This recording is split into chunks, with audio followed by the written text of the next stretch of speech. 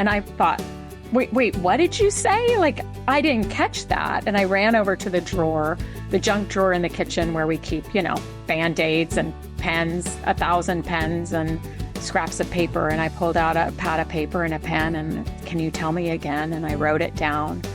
And then he started talking. Stories That Live in Us is a podcast that inspires you to form deep connections with your family, past, present, and future.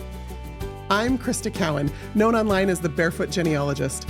I've spent my whole life discovering the power of family history, and I know that sharing the stories that live in you can change everything.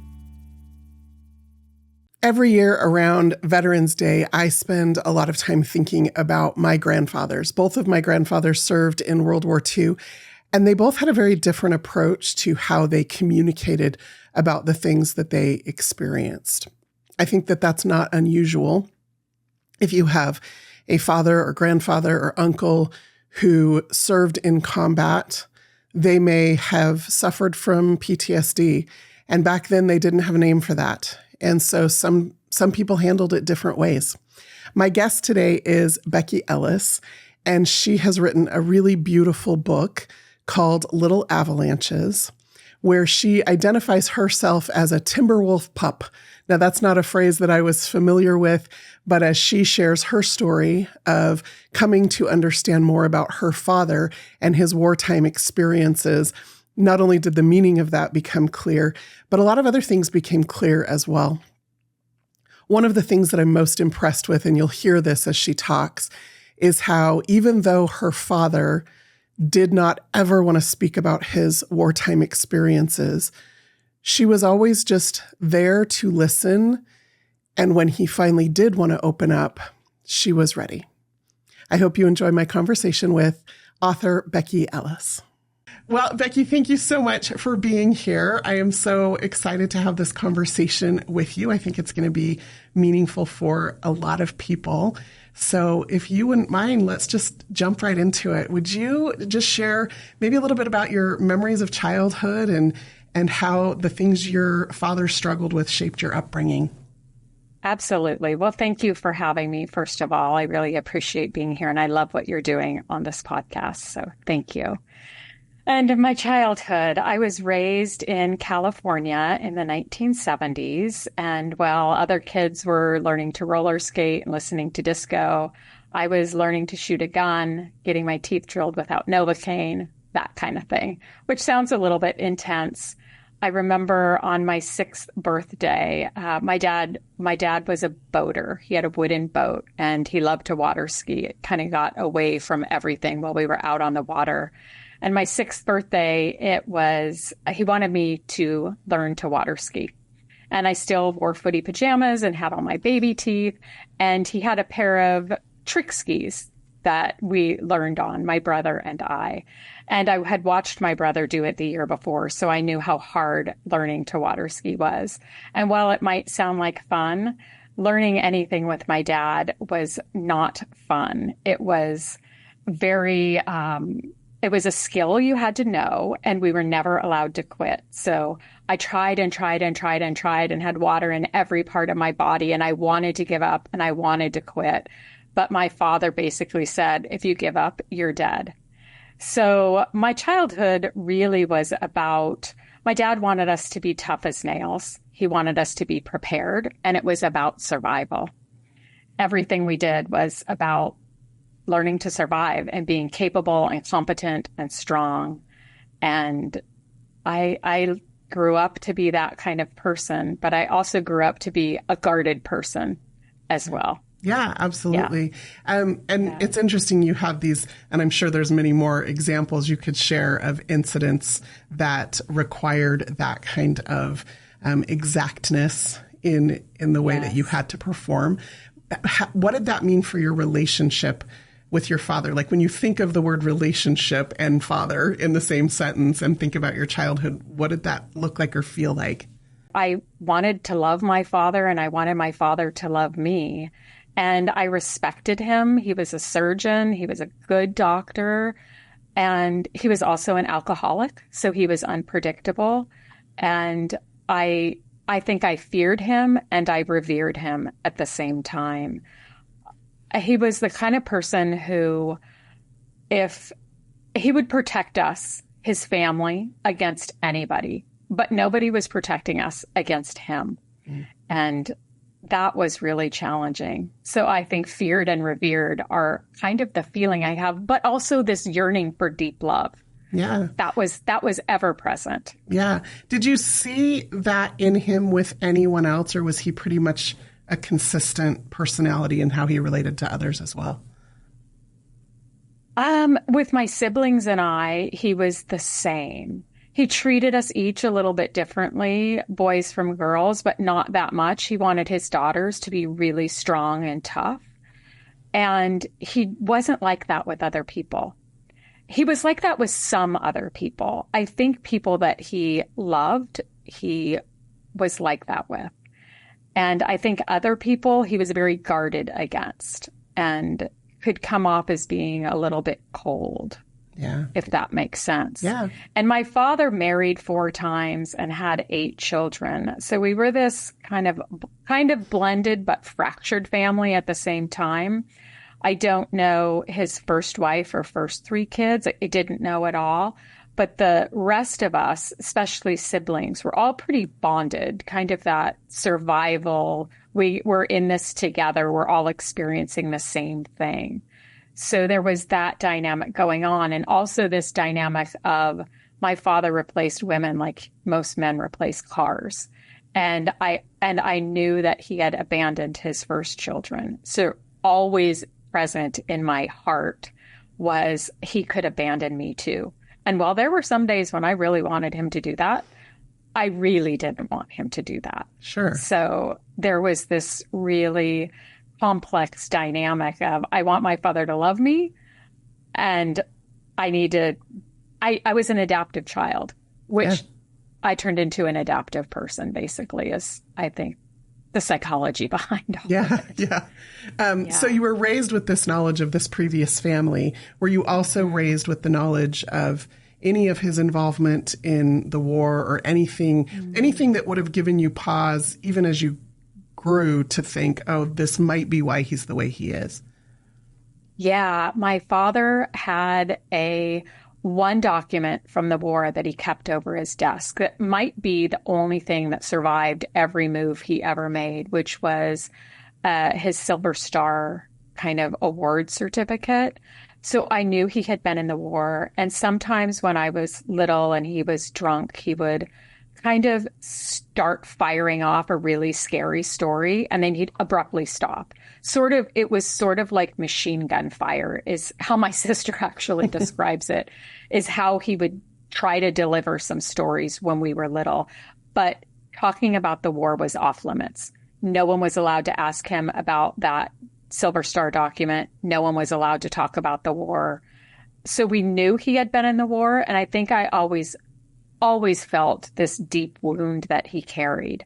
And sometimes he talked about Nazis and like we would have to hide from the Nazis. And I knew there weren't Nazis around, so I knew there was a lot of residue and leftover stuff from the war. And when I was young, I didn't know it was PTSD, but I learned that as I grew. Sure. Yeah. I don't even know that there was a label for that when we were young, right? Like they didn't label it that.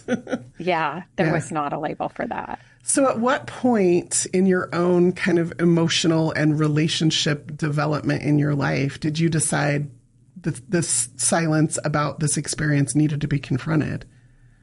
When I was in college, I did a study abroad, and during that time, I visited Germany, which my father knew. I was studying abroad in England, in London, and I told him, I'm going to go on a European little trip, backpacking thing afterwards. And he said, don't go to Germany.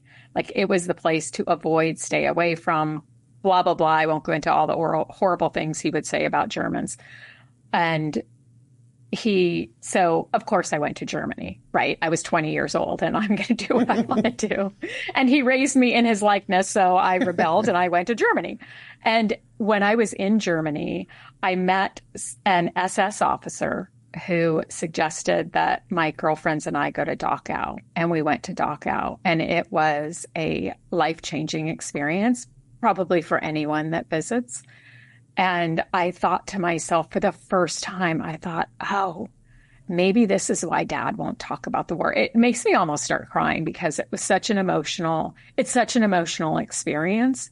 And I thought, oh, when I come back, now I know what to talk to him about, because I felt like if this is what he saw and this is what he experienced, no wonder he doesn't want to talk about it. And when I got back home, I thought, okay, now is my chance. I'm going to talk to him about this. And absolutely not. He would not talk about it. I told you to stay away from that place, Becky. That's the end of that. Like, are you going to ruin this beautiful day? Was a common comment when anyone wanted to talk about something from the past. My father would never talk about the past, not 5 years ago, not 5 minutes ago. We were always moving forward, always forward, always forward. Won't talk about a past wife or his first children, nothing. Always, that's not the way you survive in battle. You don't look back, you keep moving forward. And that's the way we lived.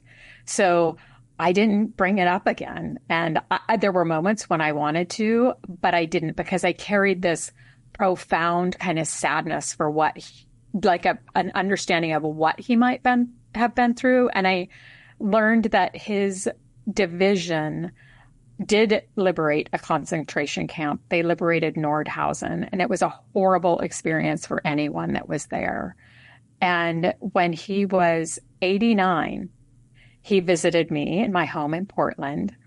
And I had 3 daughters at that time and was married. And he said to me, do we have any issues to clear up? And I thought, what is he talking about? What happened today? Because he's not talking about yesterday or any time before that. That's for sure. Like, what happened in the last 3 seconds that we need to talk about? But I realized he's talking about the past. He's asking me. He's 89. And I just looked at him for who he was. You know, he was an 89-year-old man. And I thought, this is my chance. This is my chance to ask him about the war. And I said, Dad, I want to know about the war. And that was your introduction to the conversation, was that sentence. That sentence. Yeah. Dad, I want to know about the war. And so that's how it all started. And did he immediately open up, or was he taken aback by that question? What was his reaction? He was definitely taken aback. What he said to me was, my feet were frozen for 172 days. There's nothing more to it. And I said, I'm sure there's more, Dad. Well, that's all you need to know. I needed to know more. And I was persistent. He raised me in his likeness. Of all my siblings, they say I'm probably the most like my father. And back and forth we went for probably 2 hours. He wasn't going to talk. I was persistent. He wasn't going to talk. And finally, he said to me, I was a staff sergeant, 1st Battalion, Company C, 415th Regiment, 104th Infantry Division. And he said it hard and fast, like he had said it 1,000 times before. And it's the first time I'd ever heard it. And it was as if he was saying his name, which was a shock enough to me. And I thought, wait, what did you say? Like, I didn't catch that. And I ran over to the junk drawer in the kitchen where we keep, Band-Aids and pens, 1,000 pens and scraps of paper. And I pulled out a pad of paper and a pen and, can you tell me again? And I wrote it down. And then he started talking. And it was kind of slow going at first. And I was asking really basic rudimentary questions like, well, wait a minute, how are armies divided up? What does that mean? What does this mean? And I was getting kind of a basic lesson in the way military divisions are set up, I think. So, do you think approaching that conversation that way from a little bit more of a analytical perspective as opposed to an emotional perspective helped him open up in that moment? I think so. And I think also showing I was curious. And I think taking that time for me to really understand what is a battalion and what is a regiment. And he told me his unit had a 300% casualty rate. And I was like, wait a second, how is that possible? How is that possible? Yeah. Do the math. You're sitting here, and his answer was, my survival was insignificant. I said, I still don't understand the math. And so he did the math for me, and it's like, oh, I get it. His unit was essentially replaced 3 full times. Um, and he and one other man were the only ones that made it as long as he did. And his infantry division, 104th, which are the Timberwolves, they had 195 days on the battlefield, which is the longest consecutive battle of any other Army division in World War II. And he made it 172 days before he collapsed on the battlefield. Wow. And so did all of that information come out in that one and done conversation, or is this something that opened a door?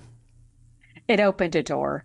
It took a while. That he was visiting for a week, and every day that week, we talked for a couple hours, and he said, that's enough. And I said, well, let's pick up again tomorrow. And he said, okay. And then the next day he was not going to talk about it. And I said, you promised, you promised. And so we started talking again. And once he would get into it, he would start sharing. But it was really hard. And the hardest thing to get to was how he felt about it. That probably took a year. And it was he and I talking. Every time he talked to me after that visit, he would open up a little bit more about the war. And we talked about once, sometimes twice a week. And he eventually really opened up about it and would say, I forgot to tell you this thing, or I need you to understand this about what I told you, which was really meaningful because he really wanted me to deeply understand his experience. Yeah, it sounds like it. In the in-between times, even in that first week, did you find yourself going online and doing research and trying to understand more so that you could ask more intelligent questions, or did you just kind of let it happen organically? I did. I started doing research. I went to the library. I went to the bookstore. I got a stack of books. But the thing that was missing in almost all of them was that feeling. And so I kept asking my father about that. And he said, we were dehumanized. We were trained not to feel. And it's absolutely horrible, but utterly necessary to be dehumanized as a soldier. You cannot go into battle if you are feeling. He said the grief would have killed him. So that's what I kept going back to. And I really wanted to understand my father. I didn't want to understand other people's experience. And now that I understand his experience, I realize there's a lot of commonality among every veteran's experience is unique. Every person's story is unique, but there's a lot of commonalities of all of our stories. Yeah, for sure. Yeah. As he opened up to you, did that facilitate his ability to open up to others, or did you become the singular conduit for that?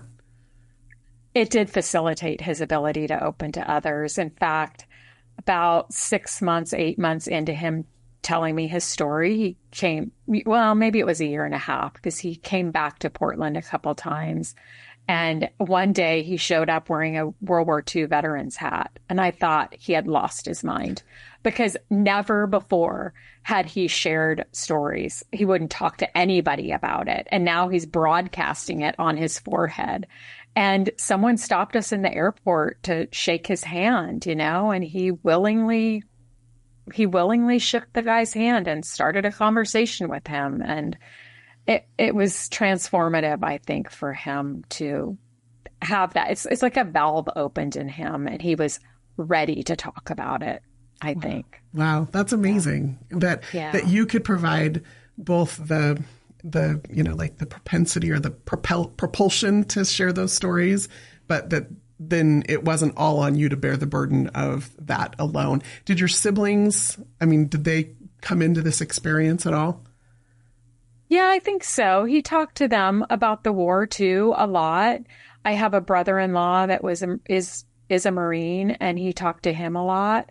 But I think that my questions took us to a whole nother level. And I was documenting, and I started, like I said, with that pad of paper, and it eventually morphed into, he was giving me so much information, and I didn't want to miss anything, that I started like being sneaky and recording on my iPhone, because I thought, oh, my 89-year-old dad doesn't really know what I'm doing. But he was smart. He was sharp. And eventually he caught on that I was recording. And when we would really get into it, when he started feeling comfortable with it, he would ask me, he would say, this is important. Are you recording? And I thought, oh, he found me out. Yeah. So yeah. Yeah. So over the course of a year, 2 years, how long did this go on? He passed away when he was 96. Okay. So I got 7 years with him after he started talking about it. And he pretty much talked to me about it every time I spoke to him. Maybe not the last couple months of his life, but otherwise, he always wanted to tell me one more thing. And in the process of all of that storytelling, was there, of the far past, was there ever a visiting of a more recent past and a processing of the stories of your childhood? Yeah, there was, because I started to see connections. His replacement, an example of that is the way men were replaced in battle. I started thinking, is this why he replaced his wives so easily? Is he not emotionally attached? Is he still somewhat dehumanized? And while I thought that my dad had a large capacity for emotion and feeling, I think he could turn it on and off. And I started making those connections, and I talked to him about it, which was really hard. Yeah. But like I said, he taught me to be persistent. And it's funny, I had no problem confronting my father and being a little bit rebellious toward him, especially as I grew older, when I wasn't afraid of him anymore. So I talked to him a lot about it. I'm like, why did you make me get my teeth drilled without Novocaine? That's crazy. I would never do that to my children, and he had his reasons. So. And then how then, as you kind of have emotionally and mentally processed that whole experience with him, how has your perception of him changed? My father got to a point in his story that was so unimaginable to me that I finally saw him as a separate person, separate from myself for the first time. And I saw him as a wounded veteran and a lonely man, kind of a distant father. And I think that was such a gift to see him separate from myself without any of my needs or desires attached to him. Because how often do we really see our parents or our partners or our children without our needs and expectations? My dad used to come to visit me, and I would want to take him to Grandparents' Day at my children's school. And I would want him to wear a certain thing and act a certain way and not shame my children or embarrass me. But he was super unpredictable, and I never knew how he was going to act. And in that moment of seeing him for who he was, all of that fell away. And I didn't expect anything out of him anymore. And I didn't need anything from him anymore, of course. And that was such a gift in the process of all of it, such a growth moment for me of being able to being able to see someone without those desires and expectations. Yeah. It was growing for me with my relationship with my children and my partner and me as a person. Yeah. That is a gift. That's a huge gift to be able to recognize somebody for all of who they are, not just their connection or relationship to you. I think that's incredible that you were able to reach that place. As you were recording these stories, obviously you kind of have a documentary nature to you. Was the intention always to write about them, or were you just writing them down to capture them for yourself? The intention to write about it came quickly. And at first, I didn't know how much I was going to get out of my dad. But I started, when I started making connections, I started writing my own childhood stories down, and the ones that are really connective, my story of learning to water ski and my story of getting my teeth drilled and those kinds of things. The memories started coming up for me. And so I started writing those down too. And I worked in publishing my whole career. And so I pretty quickly saw, this could make an important book, an important story. And my dad knew that I was writing a book. And that's why he would say, are you recording this? This is important. This needs to go in the book. This is important. Yeah. And do you think, you talked a little bit about your father's ability to turn on or off his emotions. Was that something you also inherited from him through lived experience that allowed you to do this? Or did you lean all the way into those emotions as you went through the process of both spending this time with him and then recording or writing this book afterwards? It's still my lifetime work of letting my guard down, being soft, being vulnerable, not being guarded. And writing a memoir it's a practice in being vulnerable. Putting it out in the world is a huge practice in that. So I would say I am all of those things still, but in seeing my father, I was able to also see myself. And that was also a gift. I think that's what we're after when we're looking for our family lineage. I think we're trying to figure out more, who are we? And when I did see my father, I started seeing similarities. I thought that I had escaped my childhood. I moved away. I lived a super different life. I was raising my children in a really different way. And when my father started revealing himself to me, I started to discover how I had not escaped my childhood. I was hiding from it. In the same way, my father was hiding from his past. I was hiding from mine.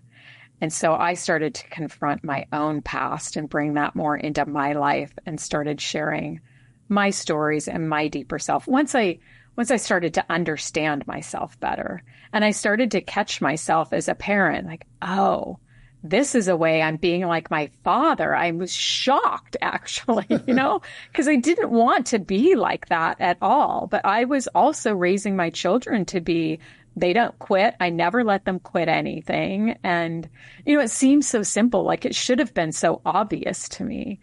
But it wasn't. I really had to look at that. And he provided a beautiful mirror for me. Yeah. And his story provided a beautiful mirror. Yeah, for my own. It sounds like it.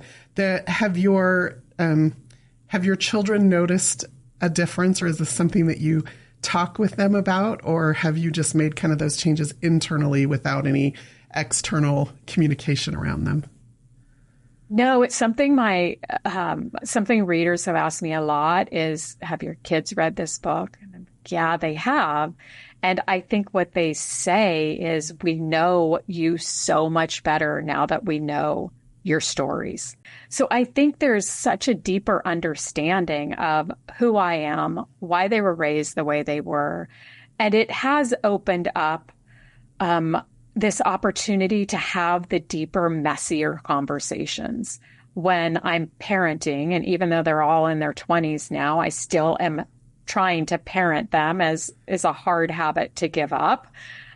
I am able now to say, oh, I think I'm having this response because of this situation. And the conversations aren't perfect. They're a little bit messy, but they're much more connective and they're much deeper. Yeah, that was beautifully said.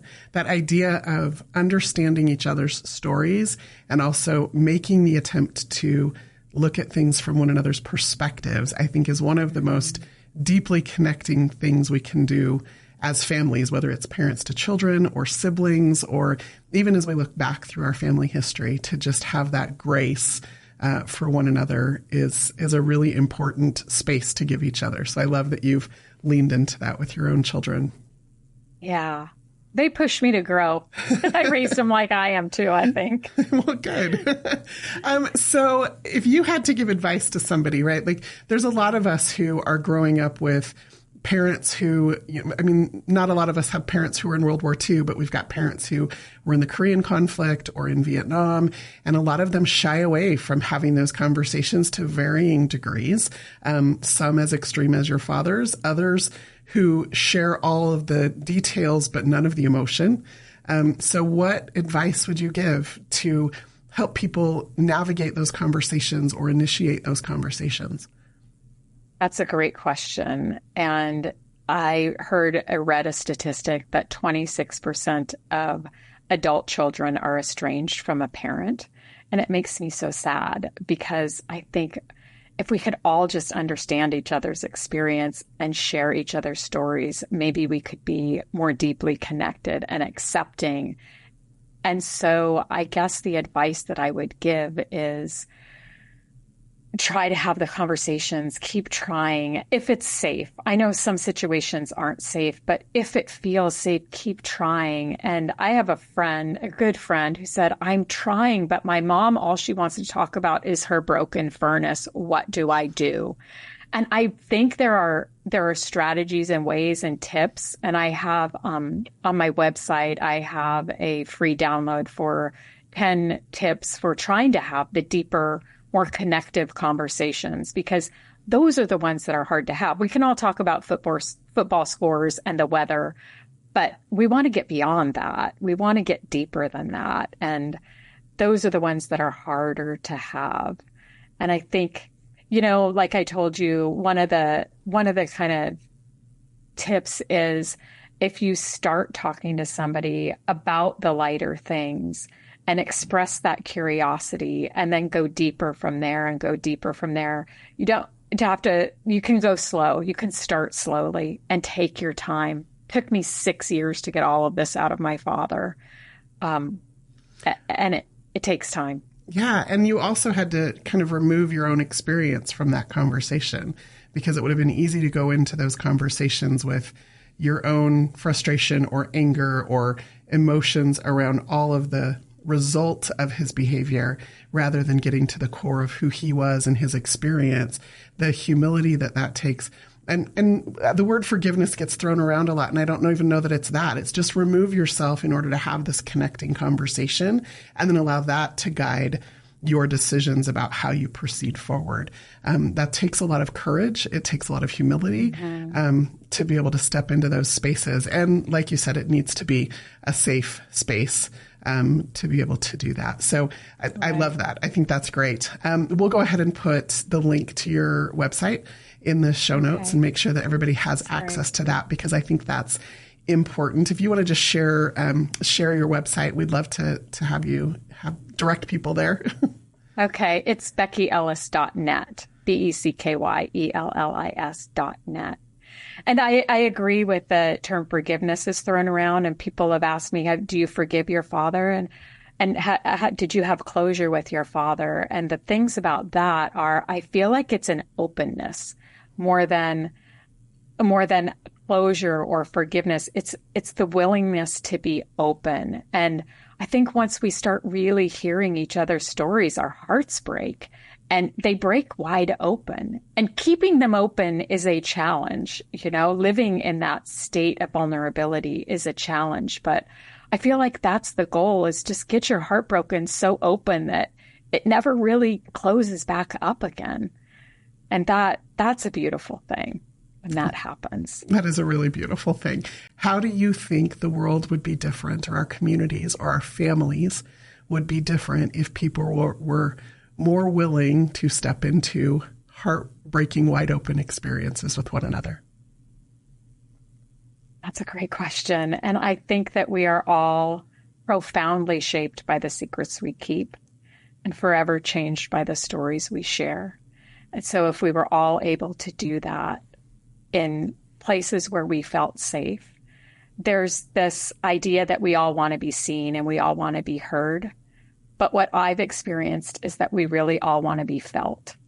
And there's this moment where I feel you feeling me. And if we can be open enough to be felt instead of just seen and heard, I think it's profoundly healing. And I think we would all feel so much more connected to each other and to our humanity. And I think it would be a much more peaceful place to live. Well, hopefully we can create those peaceful places everywhere we are. I thought I would make it through an entire episode without crying, but apparently not. Thank you for sharing those beautiful words. Thank you for sharing. It's going to make me cry. Your soul. I'm excited for everyone to read this book and to go on this journey with you. But what you have shared here today, I think, has been immeasurably valuable to people. And so hopefully we can provide them with a few extra resources to ferret out those stories for themselves in their own families, in their own relationships. Thank you, Becky, for being here. Well, thank you. And thank you for doing the work you do, because I do think it's through storytelling that we really get to know each other. And that's what's going to change. And I love that about this podcast, that it's not just about finding your lineage, it's about discovering those stories so we can discover more about who we are and how we've been shaped. Yeah. And that's magic. It is magic. So thank you. Well said. Yeah. Thank you so much.